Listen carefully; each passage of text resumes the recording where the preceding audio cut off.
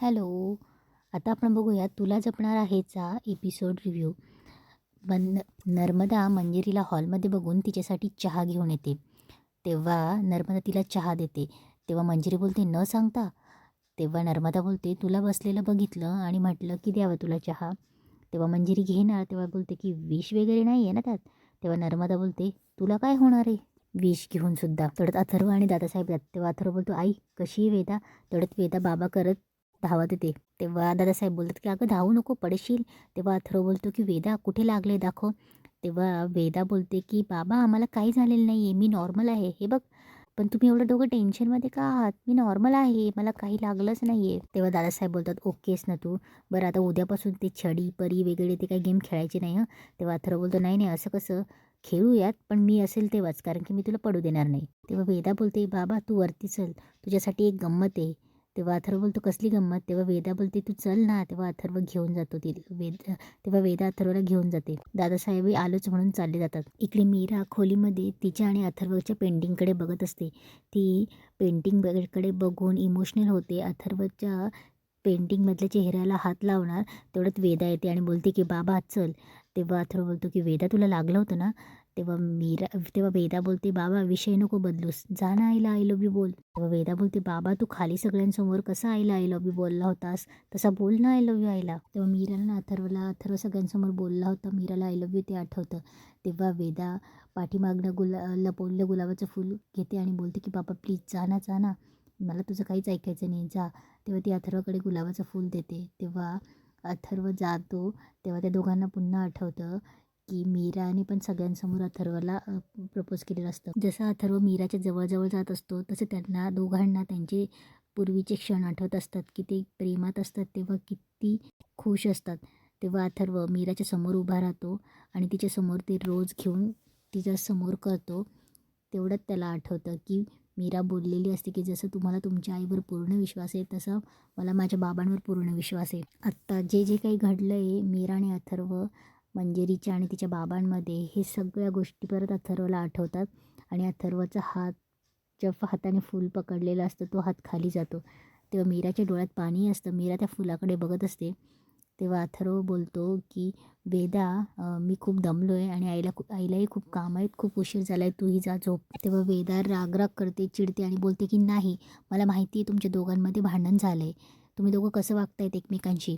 तेव्हा अथर्व वेदाला बोलतो की नाही वेदा असं काही नाही आहे. तेव्हा वेदा बोलते की नाही मला माहिती आहे, लास्ट टाईम तू अंबिका आईसोबत पण आणलास म्हणून ती मला सोडून गेली. तेव्हा वेदा बोलते मग मी तुझ्यापासून लांब झाली, मग ही आई आली, मला पुन्हा सगळं आवडायला लागलं. आता तू हिच्यासोबत पण भांडलास म्हणजे ही पण मला सोडून जाईल ना. तेव्हा वेदा बोलते की बाबा जर पुन्हा असं काही झालं ना तर मी तुझ्याशी कधीच बोलणार नाही. तेव्हा अथर्व घाबरतो आणि बोलतो वेदा असं नको ना बोलू प्लीज. तेव्हा वेदा बोलते की कधीच नाही बोलणार आणि वेदा तिथून पळून जाते. इकडे दादासाहेब बुक वाचत असतात तेव्हा नर्मदा येते आणि बोलते की दादा तुला काही आणू खायला. तेव्हा दादासाहेब तिच्याशी न बोलताच मान डोलवून नाही सांगतात. तेव्हा नर्मदा बोलते की नाही तू मागपासून पुस्तक वाचत बसला आहेस ना म्हणून विचारलं. तेवढ्यात इकडे अनन्याला अथर्व विचारत असतो. तेव्हा अनन्या बोलते की हो नाही आली ती माझ्या रूममध्ये. तेव्हा अनन्या बोलते की ती निघून गेली तेव्हाच थांबवायचं होतं ना तिला. तेव्हा अथर्व बोलतो का अनन्या काही बोलायच्या आतच ती निघून गेली. तेव्हा सगळे हॉलमध्ये जमा होतात. तेव्हा दादासाहेब बोलतात की म्हणजे. तर दादासाहेब विचारतात काय झालं अथर्व. तेव्हा मीरा बोलते दादासाहेब ती वेदा आमच्यावर चिडून निघून गेली होती, इथे खाली आली होती का ती. तेव्हा दादासाहेब बोलतात नाही ती इथे नाही दिसली. तेव्हा दादासाहेब बोलतात की कुठे गेली वेदा, काय विचारतोय. तेव्हा अथर्व बोलतो की थांबा शोधतो. तेव्हा सगळे इकडे तिकडे बघायला लागतात.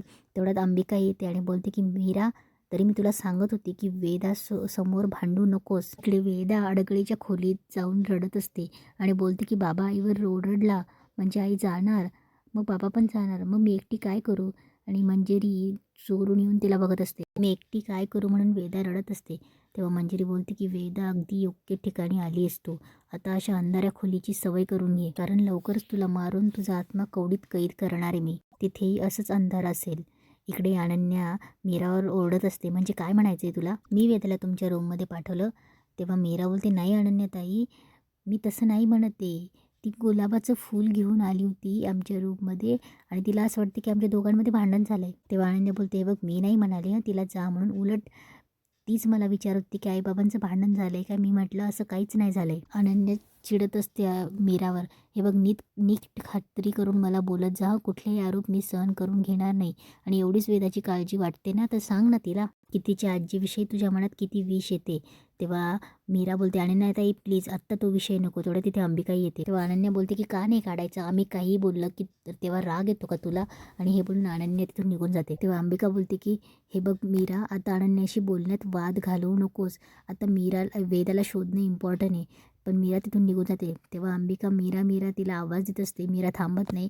तेव्हा अंबिका परत टिचकी वाजते, पण तिची टिचकी वाजत नाही. तेव्हा अंबिकाला प्रश्न पडतो. ती बोलते की माझ्या शक्ती का गेल्यात, माझ्या शक्ती परत यायलाच हव्यात माझ्या वेदासाठी. अथर्व इकडे वेदा करत शोधत असतो. तेव्हा त्याला एका स्टोरूमच्या बाहेर रडण्याचा आवाज येतो. तेव्हा अथर्व दरवाजा ओपन करतो. वेदाला कळतं. वेदा पुन्हा लपते. तेव्हा अथर्व बोलतो की वेदा वेदा प्लीज, वेदा असं नको ना करू. वेदा वेदा तू माझ्याशी बोलणार नाही आहेस का. तेव्हा त्याला वेदा दिसते. तेव्हा अथर्व सगळे साहित्य बाजूला करतो आणि बोलतो की वेदा प्लीज ये. तेवढं तिथे मीरा आणि अंबिका येते. तेव्हा अथर्व बोलतो वेदा बाहेर ये, आम्ही भांडत नव्हतो खरंच. तेव्हा वेदा ऐकत नसते. बाबा सोड मला, बाबा सोड. तेव्हा मीरा बोलते वेदा तू काय करतेस इथे, बाळा चल बाहेर, चल आपण बाहेर बोलूया. अंबिकाही बोलते की वेदा प्लीज बाहेर ये. तेव्हा अथर्व बोलतो की वेदा असं काय करतेस बाळा, चल ना बाहेर ये. तेव्हा वेदा बोलते मला नाही यायचं बाहेर इथून, तुम्ही जा, तुम्ही माझे आईबाबा नाही आहात, जा तुम्ही. तेव्हा मीरा बोलते वेदा प्लीज असं नको बोलूस बाळा, तू माझ्यावर रागवलीस नाही बघ, मी हवं तर सॉरी म्हणते तुला, हवं तर माफी मागते, हात जोडते, पण प्लीज आत्ता बाहेर चल. तेव्हा अंबिका बोलते वेदा प्लीज बाळा, मी आहे ना, आई इथे आहे. तेव्हा अथर्व वेदाला जबरदस्ती उचलतो. तेव्हा वेदा बोलते की बाबा सोड, बाबा सोड. तेव्हा अथर्व बोलतो की असं नको करूस बाळा, बाहेर चल. आणि तिला बाहेर घेऊन जातो. तेव्हा मीराही जायला लागते. अंबिका मीराला थांबवते आणि बोलते की मीरा झालं तुझ्या मनासारखं, पाहिलंच काय अवस्था झाली माझ्या मुलीची. तेव्हा मीरा बोलते काय म्हणालीस तू, तुझी मुलगी. इकडे वेदा हट्ट करत असते की बाबा सोड मला. अथर्व तिला हॉलमध्ये घेऊन येतो. दादासाहेब तिला घेतात की वेदा माझ्याकडे, माझं ऐक बरं. वेदा हट्ट करत असते, कडेवरनं उतरायचा प्रयत्न करत असते. तेव्हा अनन्या बोलते की वेदा पाणी घे. तेव्हा तिला पाणी देतात. तेव्हा अनन्या बोलते की कुठे होती ही. तेव्हा अथर्व बोलतो की स्टोअररूममध्ये जाऊन बसली होती. तेव्हा मंजिरी बोलते काय. तेव्हा वेदा बोलते मला तिथेच राहायचं आहे. तेव्हा दादासाहेब बोलतात बरं. तेव्हा मंजिरी बोलते वेदा असं स्टोअररूममध्ये नाही जायचं असतं, तू आईबाबांवर चिडली आहेस ना. मी ओरडते बाबांना. का रे अथर्व, का ओरडलास माझ्या नातीला. तेव्हा दामोदर बोलतो नशीब बाहेर नाही गेली. तेव्हा नर्मदा मनात बोलते की उलट बाहेर जायला पाहिजे होती, ही कार्टी हरवली असती ना तर घरात अजून गोंधळ उडला असता आणि ते अथर्व मीराचं नातंही तुटलं असतं, मग तर सोन्याहून पिवळं झालं असतं. इकडे मीरा बोलते ताई तू आजपर्यंत हे असं कधीच बोलली नव्हतीस. तेव्हा अंबिका बोलते की माझ्यावर ही वेळ तू आणलीस मीरा. तेव्हा मीरा बोलते की तुला काय म्हणायचं, मला वेदाची काळजी नाही. तेव्हा अंबिका बोलते की तुला जर काळजी असती ना ती आज अशी स्टोरूममध्ये नसती, शेवटी मावशी ती मावशीच. तेव्हा मीरा बोलते मी तिला जन्म दिला नसलास तरी ती मला आई म्हणते. तेव्हा अंबिका बोलते लहान आहे ती, निरागस आहे ती. तेव्हा मीरा बोलते की मी आजपर्यंत जे काही केलं ना ते फक्त वेदासाठी केले, पोटच्या मुलीसारखं समजते मी तिला. तेव्हा अंबिका बोलते की मीरा पोटच्या मुलीसारखं समजणं आणि 9 महिने पोटात वाढवणं, जन्म देणं आणि तिला सांभाळणं यात फरक असतो. मंजिरीचं या दोघांचे भांडणं पाहून तिच्या गळ्यातला खडा चमकतो. तेव्हा मीरा अंबिकाला बोलत असते मग का घेऊन आलीस तू मला इथे, फसवून घेऊन आली होतीस का. व अंबिका बोलते की अगं तेव्हाची मीरा वेगळी होती. तेव्हा मीराही बोलते की आणि तेव्हाची अंबिकाही वेगळी होती. तेव्हा अंबिका बोलते की मीरा घरातल्या एका व्यक्तीवर फक्त तुझा राग आहे, पण त्याचा परिणाम सगळ्यांवर होतोय, माझ्या वेदावरती सुद्धा. तेव्हा मीरा बोलते हो आहे मला राग, पण तो राग मी वेदावर काढायला तुझ्यासारखी मूर्ख नाही. तेव्हा अंबिका बोलते काय काय म्हणालीस तू मूर्ख. मीरा आत्ता वेदावरची वेळ आली ना त्याला जबाबदार फक्त तू एकटी आहेस. तेव्हा मीरा बोलते की मी एकटी नाही. तेव्हा अंबिका बोलते हो कारण तू काही समजूनच घेत नाहीस अगं. तेव्हा मीरा बोलते आणि अथर्व ते समजून घेत आहे.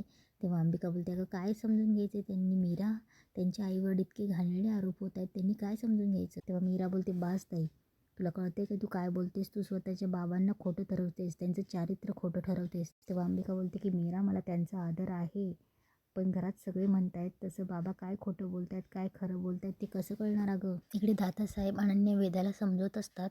तेवढ्यात मंजिरीचा मणी चमकायला लागतो. तेव्हा मंजिरी पटकन मणीला हात लावते आणि बोलते उत्तम. मीरा आणि अंबिकाचा वाद पुन्हा पेटलेला दिसतोय. इकडे अंबिका मीराला बोलत असते की मीरा तुलाही माहिती आहे बाबा कधी कधी काही बडबडत असतात. तेव्हा मीरा बोलते खूप झालं हे काय तुझं, यापुढे मी बाबांबद्दल काही एक शब्द ऐकून घेणार नाही. तेव्हा मीरा बोलते ज्या बाईसाठी तू बाबांना खोटं ठरवतेस ना ती बाई. तेव्हा अंबिका बोलते ती बाई मीरा, ती बाई मीरा विसरू नकोस, ती बाई तुझी सासू आहे. तेव्हा मीरा बोलते नात्याने जरी सासू असलीस तरी माझ्यासाठी ती माझं आयुष्य उद्ध्वस्त करणारी बाई आहे. तेव्हा अंबिका बोलते आणि माझ्यासाठी ते देवापेक्षा कमी नाहीत. मीरा त्या अनाथ आश्रमात त्यांनी मला स्वतःच्या लेकीसारखं जपलंय, प्रेम दिलंय. तेव्हा मीरा बोलते अगं पण त्याच अनाथ आश्रमात तू कशी आलीस याचा विचार कधी केलाय का तू?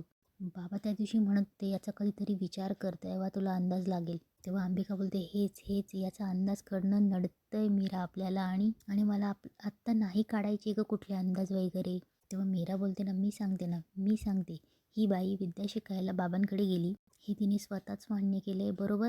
हिचा त्यात स्वार्थ होता बरोबर. बाबा बाहेर असताना आपल्या घराला आग लागणं, त्यात आई सापडणं, माझी ताई घराच्या बाहेर जाणं आणि त्याच वेळेला ती बाहेर असणं म्हणजे ती घराला आग लावूच शकते. याचा अर्थ काय होतो? तर हे सगळं करणारी दुसरी तिसरी कोणी नसून आपली सासूचे. तेव्हा अंबिका बोलते की मीरा हे सत्य असेलच असं नाहीये, पण ते कळेपर्यंत या घरातल्या माणसांची जरा नीट वागशील प्लीज. मीरा या घरातल्या माणसांनी तुला प्रेम दिलंय आणि त्याच घराला तू नासवायला निघाली आहेस. तेव्हा मीरा बोलते आणि तू ज्या बाईने तुला अनाथ आश्रमात वाढवलं तिच्यावर तुला पूर्ण विश्वास आहे, पण ज्या बापाने तुला जन्म दिला त्या बापावर तुला विश्वास नाही आहे. अगं तुझ्यासारखी मुलगी त्यांच्या पोटी जन्माला आली याचा त्यांना पश्चाताप होत असेल आज. तेव्हा अंबिका तिच्यावर हात उचलणार तेव्हा मीराही थक्क होते आणि अंबिकालाही जाणवतं. आणि इकडे मंजिरीचा तो मणी कालमुख मणी इतका चमकतो की घरातल्या सगळ्यांवर उजेड येत असतं. सगळ्यांचे डोळे दिपत असतात, सगळे डोळे झाकत असतात. तेव्हा मंजिरीला कळत नसतं काय करावं ते. मंजिरी पटकन चेहरा फिरवते. इकडे मीरा बोलत असते की बाद झालं, आजपासून तुझं आणि माझं कुठलंच नातं नाही आहे ताई. यापुढे तुम्हाला भेटायचा प्रयत्नही करू नकोस. वेदाला जरी तू जन्म दिला तरीसुद्धा ती आता माझी मुलगी आहे. आमच्यामध्ये यायचा प्रयत्नही करू नकोस. इकडे दामोदर बोलतो अरे बापरे एवढा उजेड, काही समजत नाही आहे, काही दिसतही नाही आहे. तेव्हा अजितही बोलतो मॉम काही दिसत नाही आहे. तेव्हा नर्मदा बोलते अरे मलाही दिसत नाही आहे ना. तेव्हा नर्मदा बोलते काय झालं आहे, असं काय येतं लाईट काय येतो आहे हा. तेव्हा मंजिरीला इकडे हसायलाही येत असतं. तेवढ्यात हळूच मंजिरीचा तो खड्यातला उजेड कमी होतं. तेव्हा दामोदर बोलतो एवढा उजेड, वीज चमकलं वाटतं.